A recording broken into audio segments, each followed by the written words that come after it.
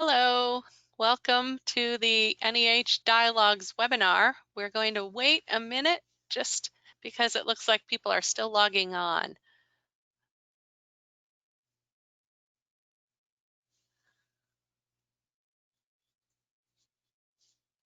Make sure.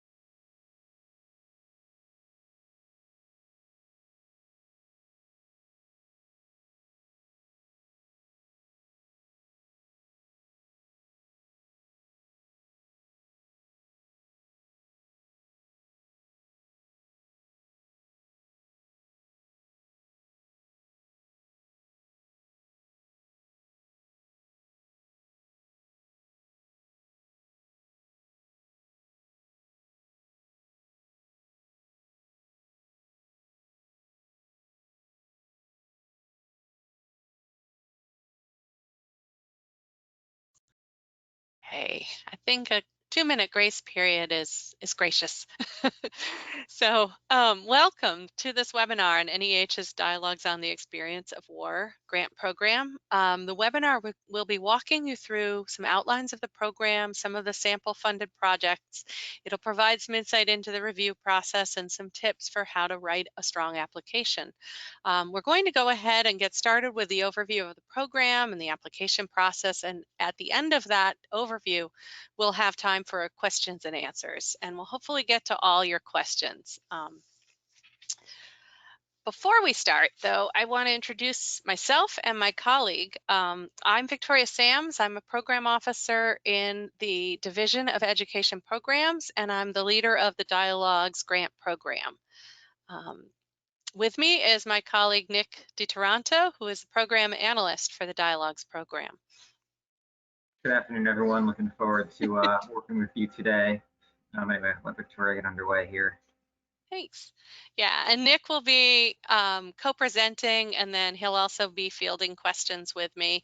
And beyond the webinar, we will also be fielding questions. We're always happy to hear from you. If there are any questions you didn't think of during the course of this, you can certainly email us at any time. We're going to be posting the Dialogues program mailbox and our contact information. So we'll kind of reiterate that throughout, but we're always happy to hear from you. So I'll start with an overview of the Dialogues program. This would be the slide that says purpose at the top. Here we are. And the next slide. Thank you. Great. So the Dialogues on the Experience of War program supports the study and the discussion of a wide range of humanities sources about war and military experience in the belief that that kind of work can help U.S. military veterans and others to think more deeply about the issues raised by war and military service. The program was launched in 2015 as part of an endowment-wide special initiative titled Standing Together, the Humanities and the Experience of War. Part of the language of that initiative is up on the slide right now.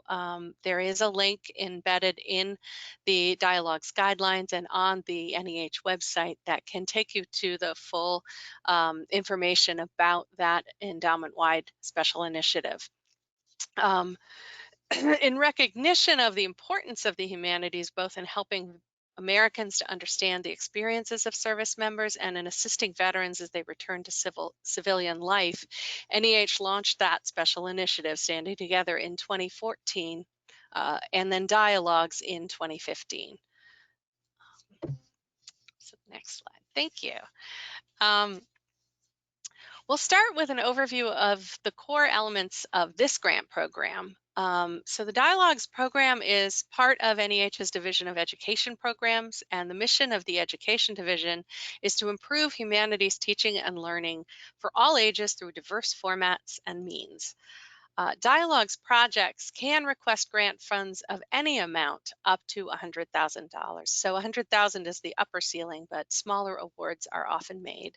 And all Dialogues projects feature humanities-based discussion programs on the experience of war. A Dialogues grant will support the training of persons either pre-selected or to be recruited by the project team who will be designated and trained as discussion facilitators. And then following that training, the award will support the offering of at least 2 iterations of the discussion programs themselves. Applications for this current cycle will be due October 14th, 2020 for projects that can start as early as June 1st, 2021 and no later than September 1st, 2021. Next slide. Okay, so this presentation will roughly follow the order of our notice of funding opportunity. You'll see the landing page for that notice here. People will also refer to this as the program guidelines.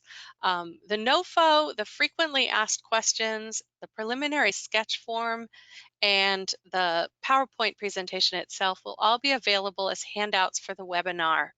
You'll be hearing references to these forms, but if you would like to use them to follow along now or download them for use later, they will be available in the handout section of the webinar in the sidebar on the right. While today's presentation will not cover every detail contained in the NOFO, we will give a general overview, we'll highlight some of the most important parts, and we'll clarify some points of common confusion. Okay, next slide. Where to find the application materials, very important. So to access the NOFO, or the Notice of Funding Opportunity, you will visit this Dialogues program page, which is the page you just saw. You'll scroll down to where it says Step 1 and Review.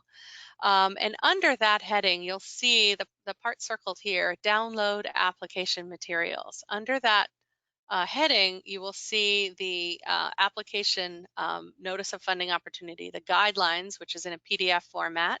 You will also see the grants.gov application package.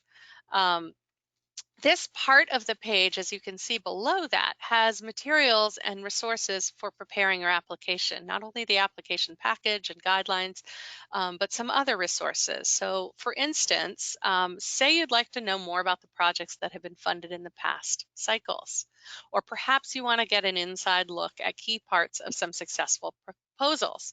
If you look under the program resources header, a little further down under Step 1, you'll see these resources here.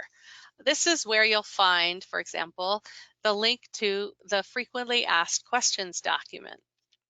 You'll see as well a list of recent grants in this program, all of the Dialogues projects that have been funded as far back as the first cycle of funding in 2016. You'll also see some sample materials from applications that were awarded funding in past cycles. These include the whole proposal narratives and some of the related materials, such as the preparatory program schedule or the syllabi for the discussion programs, but they won't contain the project budgets. We'll have 2 examples each up on the site right now for new, 2 for new and 2 for returning programs. We recommend reading all of the samples as they will enable you to see a variety of topics, of types of applicant organizations, of thematic approaches and formats. We always say that these are samples, not models. You don't need to do exactly what they do or do it in exactly the way that they do it, but we hope that the samples can help you to see how these applicants crafted a persuasive presentation and explanation of their project. Seeing a real-life example may also help you as you work through how to balance breadth and depth in your proposal, being clear and concise and simultaneously getting across the overarching picture, the big picture of what you're aiming at, but also providing enough concrete specifics to show us how you'll get there. So what kinds of projects have we seen? You may be wondering. In making our awards for this program, Dialogues projects take a variety of forms, a wide variety, from bridge programs for veterans returning to higher education, to discussion programs for incarcerated veterans, to public discussion programs led by student veterans trained through university courses. On the resource page, if you scroll to the bottom, you can find this image here, which provides you several examples of projects funded by the Dialogues Grant Program. And a bonus tip, the list of all funded projects under Dialogues that you found on the resource page is generated through our NEH funded projects query form. That's a tool that you can use at any point to do your own searches, to see what's been funded at your institution, in your state, on a particular topic of interest to you, using the keywords or specific phrases, within a particular grant line, across all the grant lines in a particular division, like education or research or public programs, or across the whole NEH over past year, over a given decade, or even over the entire 50+ years of NEH grant making. Okay, so some examples of past funded Dialogues projects. This is just a selection here, a partial list of other Dialogues projects throughout the years of the grant program has been up and running. These examples are taken from over 45 Dialogues projects that NEH has funded, and they show to some extent the variety of the programs and applicants funded in its 5 years. So what are the hallmarks of a Dialogues project? What we have heard repeatedly is the transformative impact such programs have on those who participate in them, as well as those who carry them out. Here's a close-up of a sample project that's new. Okay. Here's an example of a new project, and it's one of the featured projects on the webpage, so you can take a closer look if you're interested. In this project, a Hendrix College English professor and a military veteran collaborated with the director of the Arkansas Literary Festival to create this program, which was offered through the Central Arkansas Library System. It was titled Fiction and Fact, a Dialogue with Veterans, and it invited veterans to reflect on war and homecoming experiences through discussions drawing on humanities sources from the First World War, the war in Vietnam, and the Second War in Iraq. Preparatory retreats for the facilitators familiarized them with the source material, and it fostered shared inquiry techniques, and it sensitized them to the particular veteran audiences they were dealing with. Over 2 years, veterans could participate in any of 4 distinct units focusing on these themes: battlefield and home front, World War I, Vietnam, and War and Witness. Each unit involved 2 weekend discussion retreats for that set of veterans, a group blog that supplemented the retreat discussions, and veteran-civilian interactions occurred as well through a film series and through special panels at the Arkansas Literary Festival. You can also see there's some description here of field trips that they took as a group to the National World War I Museum in Kansas City and the National Veterans Art Museum in Chicago. Okay. This next sample project is also a new project. It has a returning iteration in 2020, but this new project has a sample narrative that is posted to the website as well. So if you want to look at how they put together their successful proposal, you can see that on the site.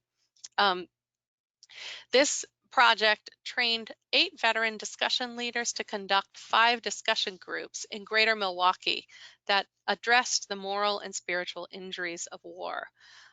They described the concept as in a society that focuses on post-traumatic stress disorder as the dominant narrative to describe the personal cost of war, the deeper moral or spiritual suffering veterans experience remains elusive. Moral and spiritual dialogues are key to developing civic understanding of the war experience. The program then synthesized poetry, Shakespeare's plays, and a graphic novel to explore the nature and diversity of moral injury. The program is titled Warrior's Path, and it aimed to prepare veterans to publicly discuss the moral impact of war, cultivating a deeper civic understanding. NEH discussion leaders were trained to facilitate 3 cycles of veteran-to-veteran discussion groups, 2 veteran-to-civilian dialogues, and 3 radio shows. Now we'll turn to returning projects, and these have a next level of criteria, which we'll discuss later on. The returning project here that I will highlight has a sample proposal narrative on the website, so you can look more closely at how they put their proposal together. And this offers one example of how a dialogues project that has run once can build and expand on that initial run. This was an expansion of a 2017 Dialogues on the Experience of War project that worked with faculty and students at Valencia College. This expansion will prepare 11 additional faculty members to incorporate content and lead discussions about war and military experience into their existing humanities courses. Sources discussed include Greek tragedy, film, poetry, and contemporary drama. They then spin that out into public discussion groups or public-facing discussion groups. After successful implementation I'm sorry, I'm reading the language from the project description.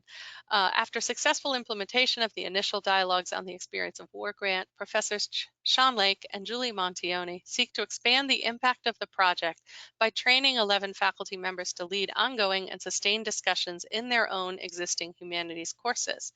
11 faculty members will participate in a professional development program designed to create academic content that can be infused into current high enrollment humanities courses, training student veterans to conduct discussions after that. The most successful, let's see, sorry, next slide. Okay, another example of a quite different returning project is titled Hard Journeys Home, a book group for justice-involved veterans. This one is produced by the Maine Humanities Council in Portland, Maine. And this trains scholars and veterans to convene discussion groups at 10 locations throughout Maine for veterans incarcerated or supported by rehabilitation programs in the Maine court system. The project will begin with a preparatory program for the discussion leaders and co-facilitators, who will then work in pairs to conduct discussions that will guide the participants through ancient and contemporary literature and nonfiction. Next slide. Sorry.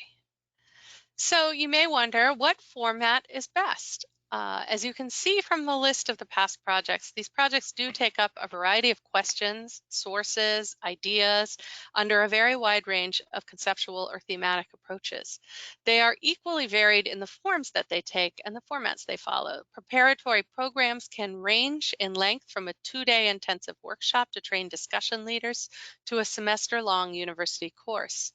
And similarly, successful discussion programs have run as weekly seminars, monthly gatherings, or as 2-week bridge programs for veterans returning to college, or even as a series of weekend retreats.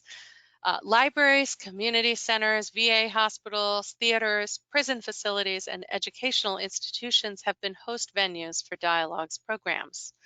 We will walk you through some sample project descriptions. We have walked you through some sample project descriptions very briefly. You can always return to the resource page to find profiles of some of the funded projects and a list of all the past projects to get further ideas about this range.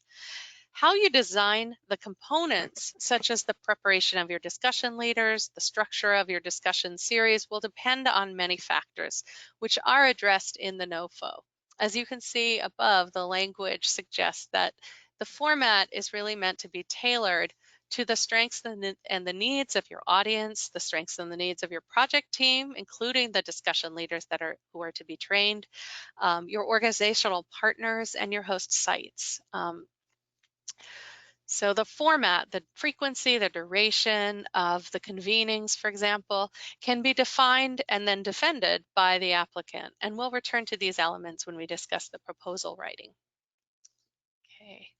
NEH areas of interest. When you're thinking about the topics of discussion, we'll point out just one area that's currently highlighted agency-wide as being of special interest for NEH and perhaps relevance to the Dialogues on the Experience of War program. The title is A More Perfect Union. It's our special initiative advancing civic education and commemorating the nation's 250th anniversary, which is coming up in 2026. It seeks to support projects that promote a deeper understanding of American history and culture, that advance civic education and knowledge of our core principles of government, and examine how our founding ideals are met in modern pluralistic society. Applications about the contributions of underrepresented communities are highly encouraged. Projects do not have to fit within or address this additional NEH area of interest. And once proposals come in, they are all on equal footing. They are all judged by the same review criteria. But projects that do address this initiative might generate additional attention or interest or get a second look.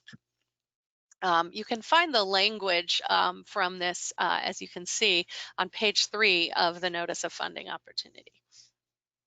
Okay, eligibility.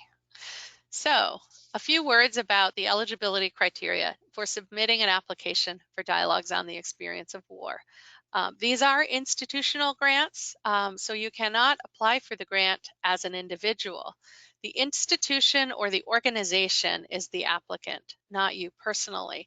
The applicant institution would apply and designate a project director, and that would be an individual or individuals. You may have co-directors on your project. And there is some of the language for eligibility, and the fuller language is in pages 4 to 5 of the NOFO. Okay, turning to writing your proposal. Now that you know what you can and you can't apply for, and how do you make your application as strong as possible? Preparation is key. First, read the guidelines. It's obvious. And then, it sounds basic. You'd be surprised. The guidelines will help you determine if the program is the right fit for what you want to do, and that will tell you what you need to put in your application. Be sure to look at sample narratives and the resources like the frequently asked questions and other resources on the program resource page. And the last point we can't emphasize enough, you can always talk to a program officer. And that does not need to be when you have a fully formed project idea in your head.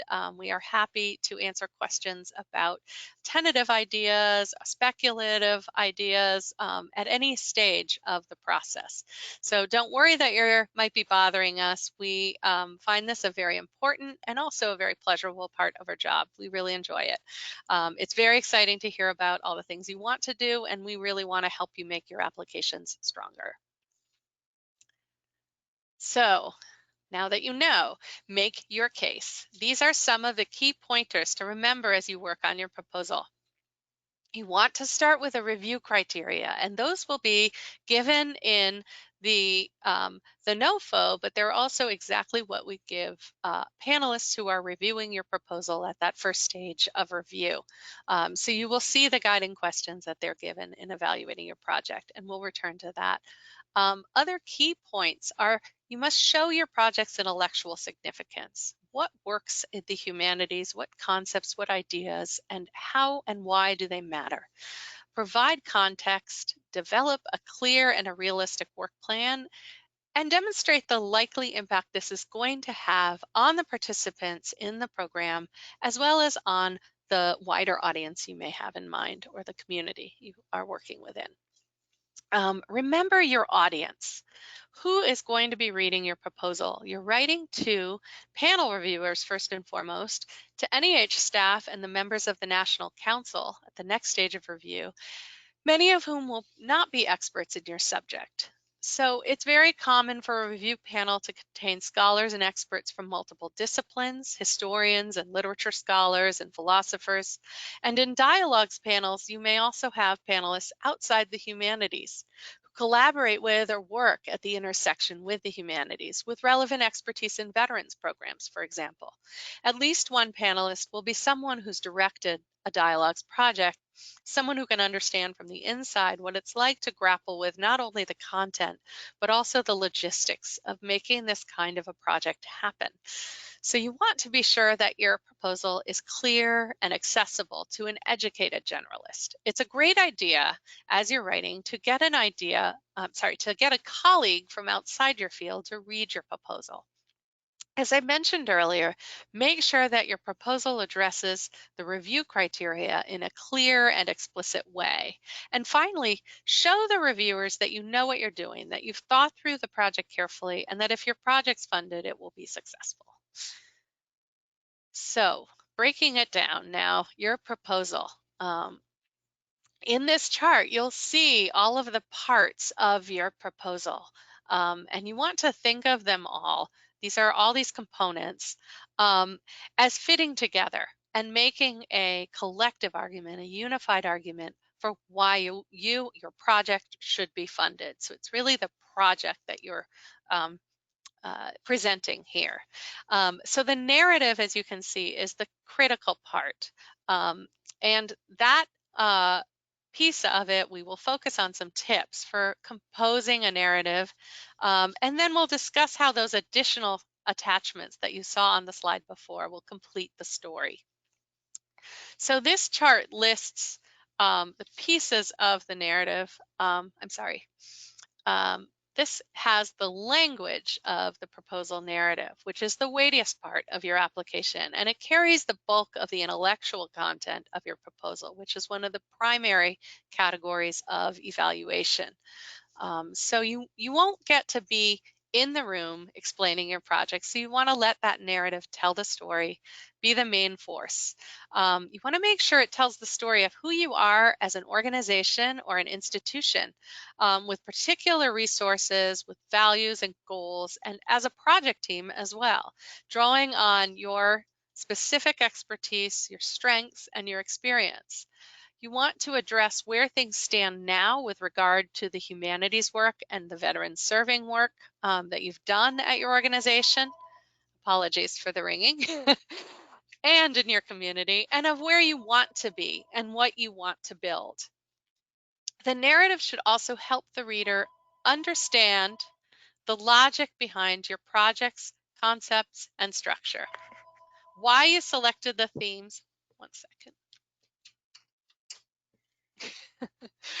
So it should help your reader understand the logic behind your project's concepts and structure, why you selected the themes, conflicts, and works that you have, what kinds of veterans and other participants you plan to work with, how you will recruit and select them, and how you're trying to serve them. And of course, it should tell the story of how your proposed project will use the time and funding from this grant opportunity to get there. You may have to do some of that only briefly and selectively within the narrative, using highlights or examples or illustrations, because you can't give us all the details within those 15 pages. You will have 15 pages for a new project, 16 for a returning. If you want to tell us all that we need to know in the narrative, so you focus your story in the narrative, but then use the other attachments to flesh out that story and give us confidence in your success. And you'll see here in this crosswalk, as we call it, titled Narrative Guidance. Sorry, 1 minute. Okay. This is on pages 8 to 9 of the NOFO, and in all NEH guidelines, you will find this type of chart. It's called the crosswalk, and in the screenshot you can see it relates the particular sections of the narrative to the review criteria that will be used to evaluate those sections. And you can click on those links and cut to those sections. They are hot linked in the NOFO. Okay, the review criteria, the all-important review criteria. So how can you do the best job within your dialogues proposal? Let's take a look at the review criteria. It helps to keep these in hand throughout your application process. You can find them on pages 25 to 26 of the NOFO. And you'll be keeping in mind as you write that way what the peer reviewers and others at NEH will be asked to think about your proposal. These are the categories of criteria. Underneath those categories are some guiding questions that will be the questions that you'll want to be making sure you're answering, that a intelligent, smart reader will have some strong positive answers to those questions. So first and foremost, intellectual quality is very important. If your project isn't worth doing in terms of its intellectual focus and content, then it won't matter how organized you are or how many people it might affect. But if you do have a great intellectual focus for your project, you also have to combine that with a feasible design that can get the job done and that will have a significant impact. So they're all important to address fully in your application. Given the current uncertainties, this is a momentary, hopefully, concern, but the stemming from the pandemic, you may want to consider how the potential impact of COVID-19 will figure into your projects. This may be something reviewers will take into consideration when weighing your application in light of the review criteria of feasibility. In general, you want to look at what you've written in your narrative and make sure that an intelligent reader will have strong positive answers to how well your proposal addresses each of them. Ideally, they'll be won over by the time they finish reading your narrative, and their positive assessment will be strengthened by what they find in the other attachments that follow it. And this application components table looks very daunting, but we will break down the components and what will need to be included in your ultimate grants.gov submission. So the hyperlinks in the chart, oops, can you back up a slide? Thanks. Okay, so the hyperlinks that are in this chart will take you directly to the instructions for that section of the application. And read carefully in there what you're being asked to submit in each attachment. If you do that, you'll be in great shape. Don't overdo it. Remember that your evaluators in reading these proposals are human beings with a limited amount of time and a variety, usually 15 to 20 proposals to read. So you want to have well-curated pages that summarize the components of the piece, your preparatory and discussion programs, a work plan that's clear and concise, and those will be more valuable than exhaustive detail about your institution or plans that aren't directly relevant to your project. But do use the attachment strategically, for instance, to help your reader to see more precisely how your preparatory program will unfold, what resources you will provide your discussion leaders, or use your discussion program attachment, for example, to lay out clearly the intellectual content of your discussion program sessions and the ways you plan to approach it. Okay, next slide. Thank you. So I'm going to turn this over now to my colleague, Nick, who will jump in and present the rest. So some questions we frequently hear from applicants ask why the guidelines emphasize sustained discussion. The short answer to that is that the grant program is based in the Division of Educations, and therefore we value the development and transformative impact of studying and discussing community sources in depth and over time. The duration and format of discussion programs can vary widely, as Victoria had mentioned earlier, but all dialogues projects work from a core focus on sustained cumulative discussion of humanities sources on the experience of war and military service. The second common question stems from the requirement that all dialogues projects focus on at least one conflict from World War I, World War IV, and one other conflict from the period since World War I, and focus on at least two different genres or disciplines in the humanities.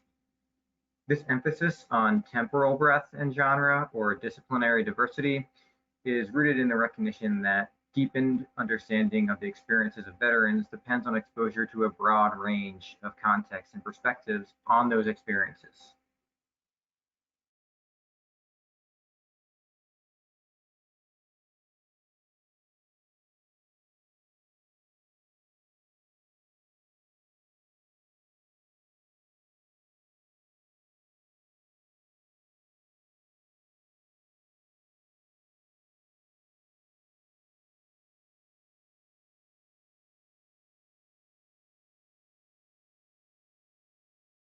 Sorry about that. I was muted. Hopefully that wasn't, I didn't skip over too much there, but moving on to the budget, um, I was saying that the important thing to note here is that we do have a new budget form this year.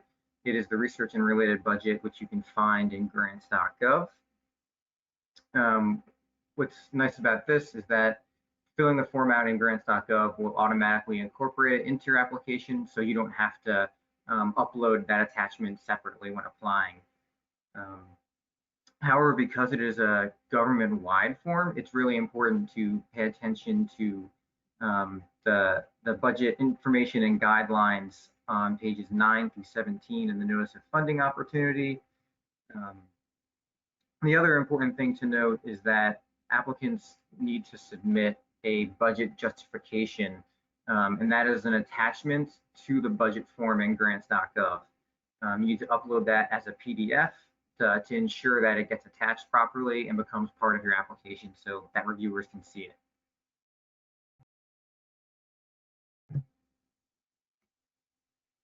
Some additional budget advice is to, as I mentioned before, consult the budget guidelines to either know or ask what is and isn't allowed.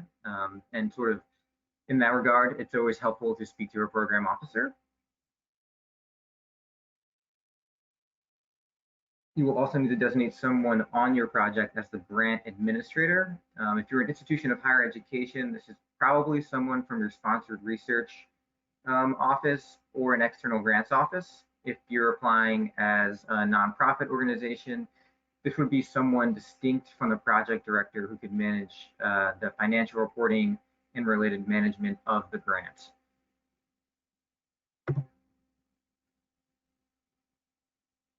And to go over a few funding restrictions, there's some that are particular to the Dialogues program, and there are some that are agency-wide.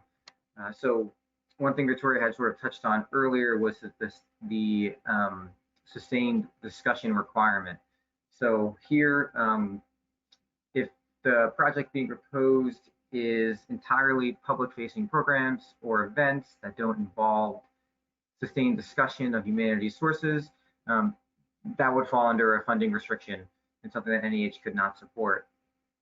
Additionally, for institutions of higher education or nonprofits, if the project is primarily preparing courses for high school students, undergraduate students, graduate students, other than those that those instances where the course is being used to train discussion leaders, that again is something NEH cannot support. And last year, NEH cannot support projects whose primary focus is outside of the humanities.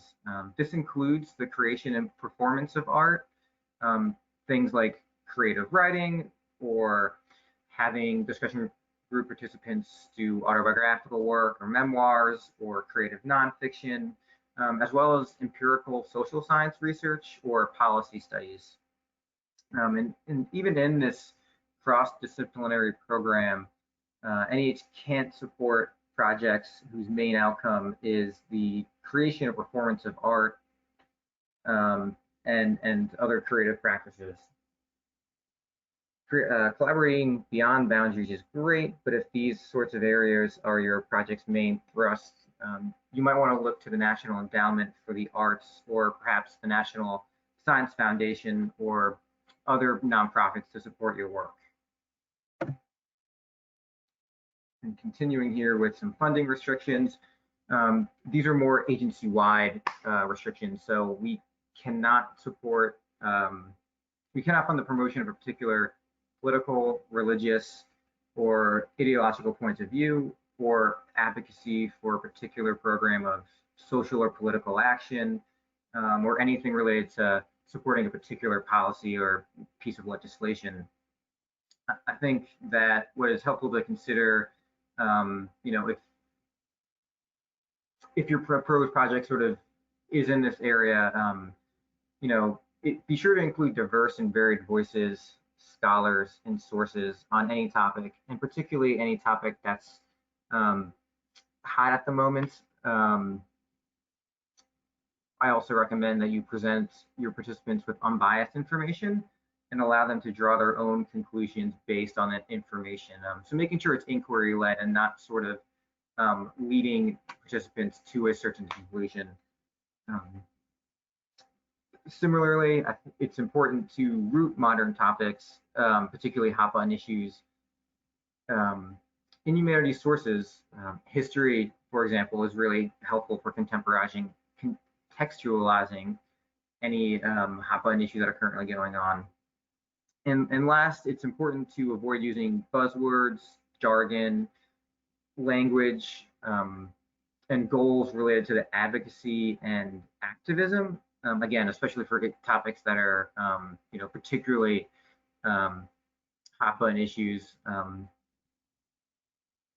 And the last point to consider is that what you might see as humanities scholarship, a reviewer might see as advocating for a particular cause. And so it's important to be aware of these differing viewpoints, and hopefully that helps you write an application that's not being read as advocacy or activism, and that anyone from a wide range of backgrounds would agree that your proposal is a good fit for the Dialogues program. So moving on to the all-important deadlines. The first one to be aware of is September 21st. That is when optional drafts are due. This is about 3 weeks ahead of the final submission deadline, and that hopefully gives time for NEH staff to turn around and for you to incorporate that feedback into your final submission. With regard to the optional drafts, you don't necessarily need to have a full draft, which I think is important to emphasize. If you have a partial draft or a project summary or a draft of, say, your preparatory and discussion syllabus, please feel free to send that. Program officers are happy to provide feedback on those things that you send.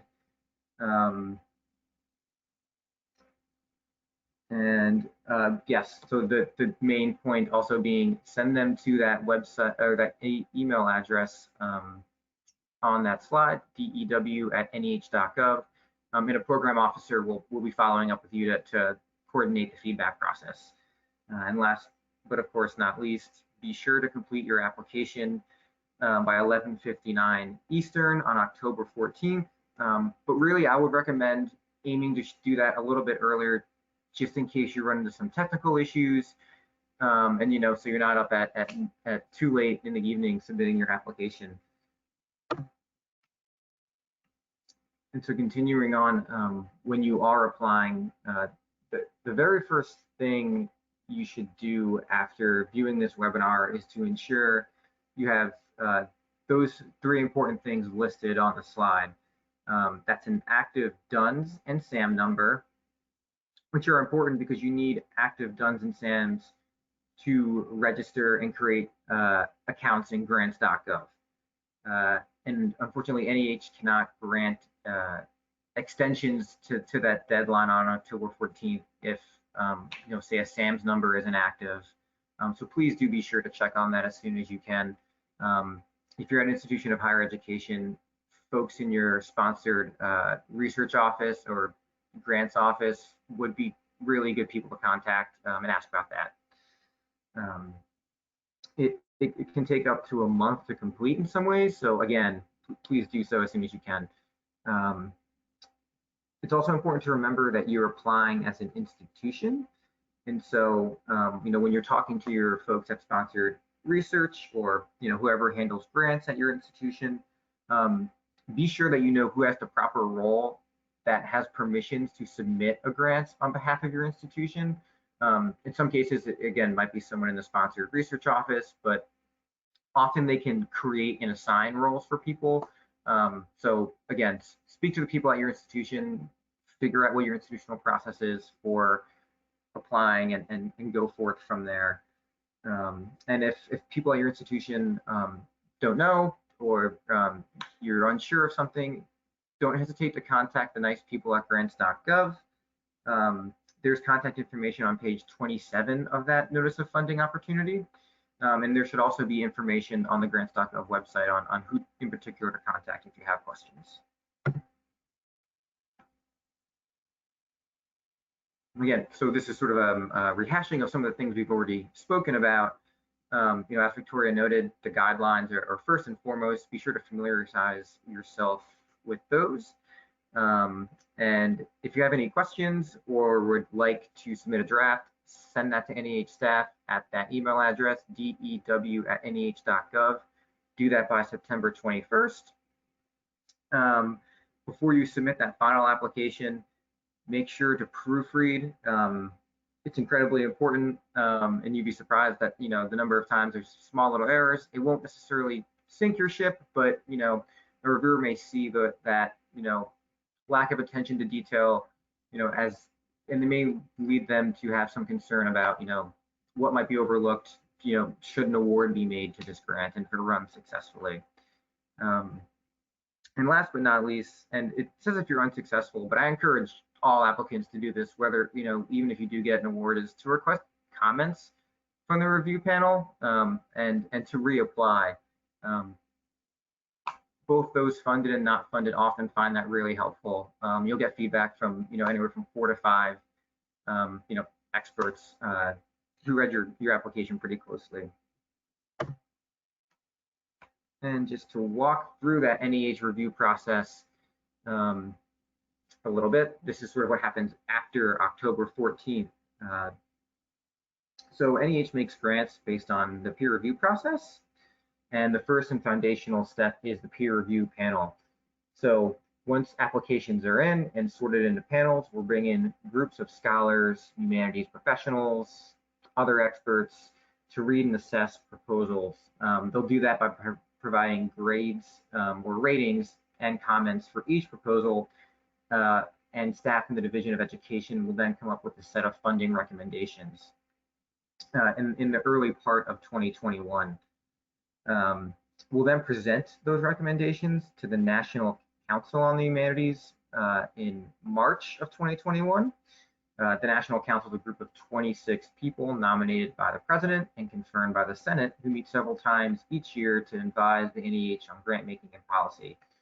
And so the National Council will come up with their own set of recommendations, and both the recommendations of staff and council are presented to the chairman of the endowment, who by law makes all funding decisions.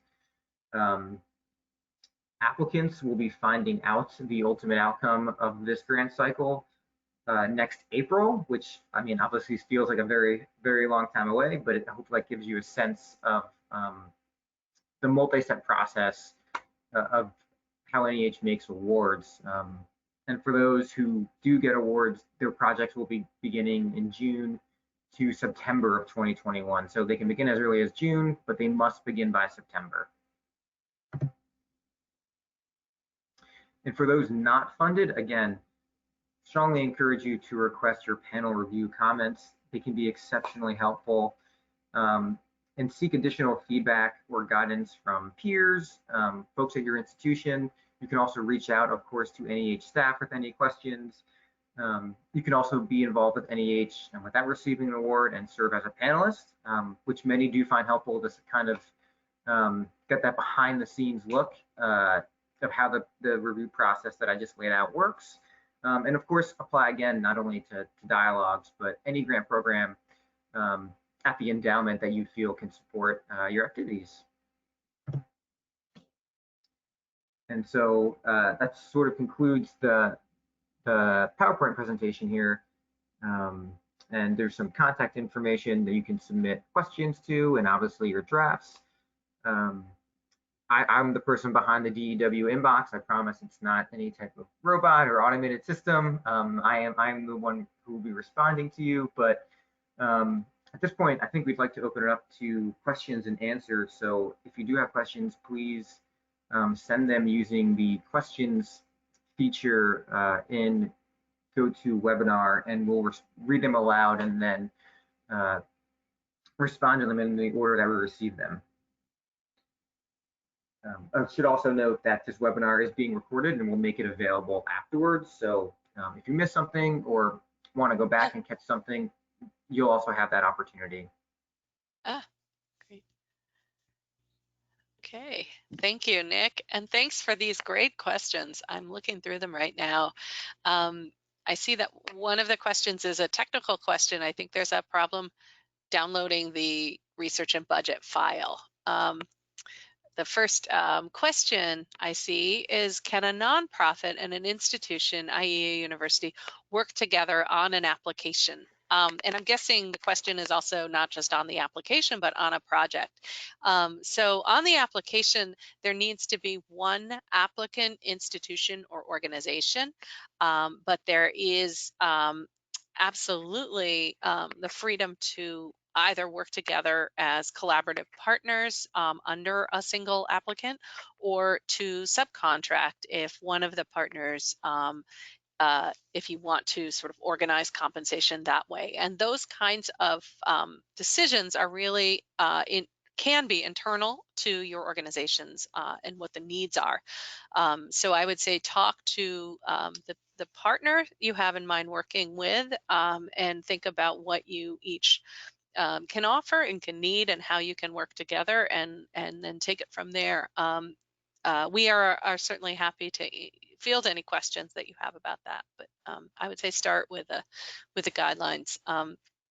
And bear in mind that any nonprofit is eligible to apply. I think a lot of our grants in education tend to be academic institutions. They're all institutional grants, so they are to organizations, museums, and libraries, and other organizations. But predominantly, they tend to go to academic institutions, but that's not exclusively the case. Okay. The potential impact of the pandemic. Okay, there's a question that says, can you explain more what you mean by considering the potential impact of the pandemic? Yes, the question then goes on to say, do you mean have a plan B for group meetings in case it's not safe? This is by no means required of you, but certainly if you have a plan in mind, or have the capacity to convert, or want to build that into your project to convert it to some kind of a virtual or alternative safe format, if the pandemic does extend, that is absolutely welcome. I think that, yeah, the audio was difficult to hear and it got better. Okay. I think that several people had questions about the budget. The budget form is available directly from the website if you still are having trouble downloading from this webinar. Rest assured that is available in that program resource page that we pointed out. Can writing be integrated into the program as a means for participants to process what it means to go to war, and to what it means to integrate into society? Yes, I think that you're referring to the prohibition on creative writing focused activities. Writing of a creative or a reflective sort could be a part of the program. The funds would not support that part if there was a budgetary need for it. Certainly time could be devoted to writing, and then to using that writing as the source for discussion. So the emphasis and in both time and weight really needs to be on facilitating, fostering interactive discussion amongst the participants. Sort of seclusion and writing can certainly benefit people, and can certainly benefit a program, but the dialogue piece of that is the most crucial. Do we anticipate the program will still be receiving applications in October 2021? We never know for sure, but I would say we are optimistic. Would you consider, oh, and I'm sorry, I should probably turn my camera back on here. Would you consider film as part of the humanities? Yes, the study of film and the discussion of film as a genre certainly is considered a humanities genre. So making film in the same way that creative writing versus reading literature and discussing literature, that distinction would be drawn as well with film. And that would be fictional as well as documentary films. Okay. Can two people from two different universities apply for a project together? And again, that I think ties to the earlier question about a university and an organization. Um, Certainly, people can collaborate from multiple institutions and organizations. You can look at some of the sample proposals, and that is actually the case in some of the past projects that have been awarded. Um, the applicant there has to be one applicant that submits the application, but there are mechanisms within the budget for incorporating project partners. Uh, Establishment of a display, incorporating artistic elements, or using artwork to help with the creation of dialogue. So there is, again, I think I would draw the distinction in the arts and the humanities between the creation of artworks and the interpretation, appreciation, discussion of artworks. So going to a museum to look at art or sculpture, walking through a monument or a memorial and discussing its features, that would be considered a humanities activity. Writing fiction, creating paintings or sculptures would be considered an artistic activity. Um, and the syllabi from the samples of previously funded projects are single spaced. The requirements in the NOFO stated should be double spaced. Maybe Nick, you can speak to that. I think that requirements in the NOFO for the narrative piece are that it's double spaced. With the syllabi for the attachments, I believe there's more format flexibility, but I might need to look at the guidelines more closely. So I apologize. We did not change the requirements about the spacing of the narrative. The syllabi have always been that page limit, but the formatting of that page, some people have created those syllabi as charts or kind of chronologies. So that might be one way of putting more information into a smaller space. So there's a little more flexibility on the syllabi attachment than on the narrative piece of it. Okay, I think, can an institution or organization of work submit a proposal in partnership with an international organization or partners? That one I'm not sure about. I think we'll have to check and email you back. I know that an international organization cannot be a foreign organization cannot be the primary applicant, but I'm not sure about the collaborative partner. So I will follow up on any of these questions that don't get answered.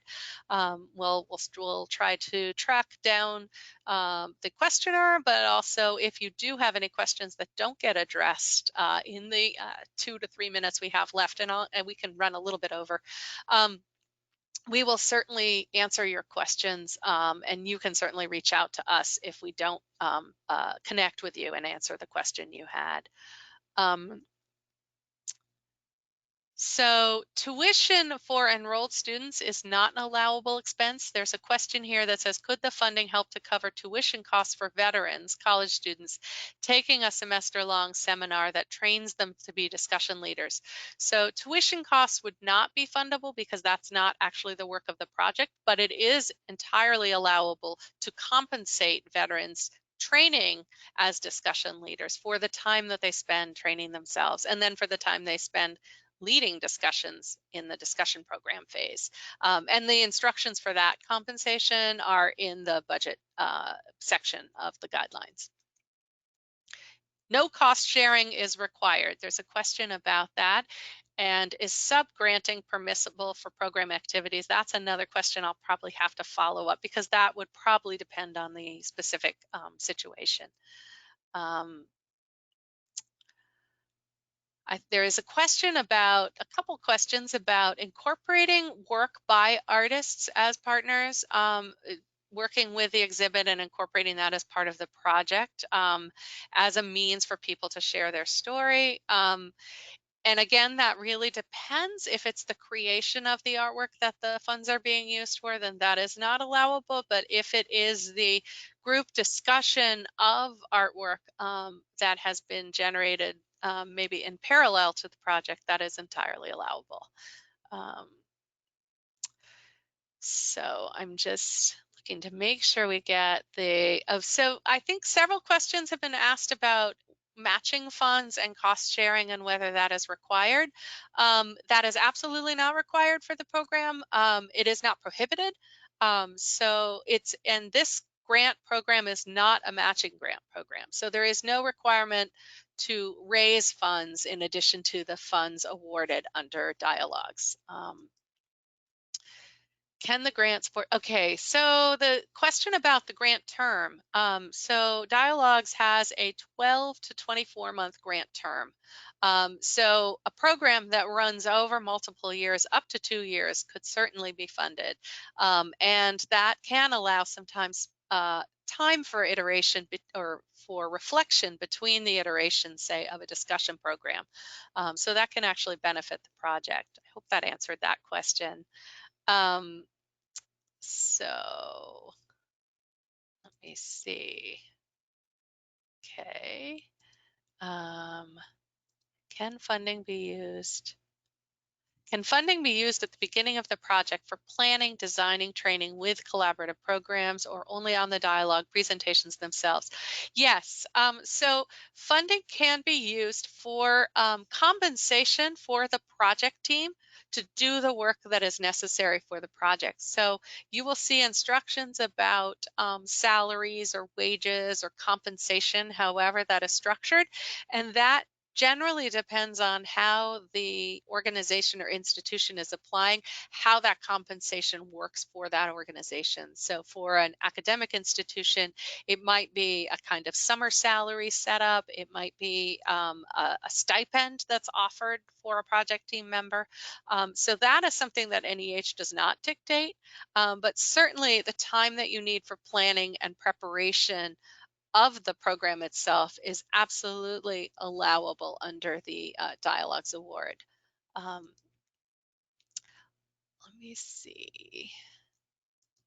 Uh, okay, I'm sorry. I see one more question here that says, could the program center on a possible conference? So I would say that's a tough one to answer because I think that sometimes a conference, either at the front end for convening people and building something like a preparatory program around a convening, that could be a good means of doing that. That could be a strength to a project. At the very end, it could be a strength in the dissemination phase of the project. I think where it could be a little bit seen as a negative potentially is sort of a wag the dog situation. If it seems that the program is really organized around attendance at a conference, that the group or the project team is really more interested in convening at the conference for other purposes other than creating and running the dialogues project.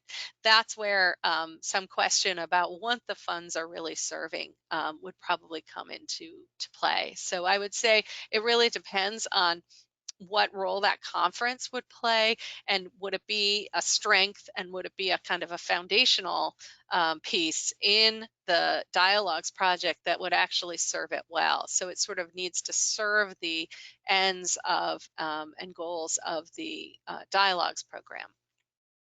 I think I may have skipped over a couple questions. Maybe Nick, I'm not sure if I'm missing any that have been asked more recently. Where do we find the NOFO? Okay. So all of the materials that, including the notice of funding opportunity, are on what we call the Dialogues program resource page. Some people have referred to it as the landing page. So if you just Google Dialogues on the Experience of War NEH, it would be the page most likely that would come up. And then you just need to scroll down You may not see the application materials at the bottom of the page initially. It's a fairly long page, so if you keep scrolling further down, that's where you'll find all the materials related to the program. So I see we've already gone 5 minutes over. I know that your time is very circumscribed. I'm hoping I've answered all the questions that you have, but again, we'll close here. And if you do have any questions that remained unanswered that you'd like us to respond to, please feel free to email us. We'll check our email, and we're not robots. We'll turn it around fairly quickly. I hope that this has been helpful to you, and thank you for your time for this.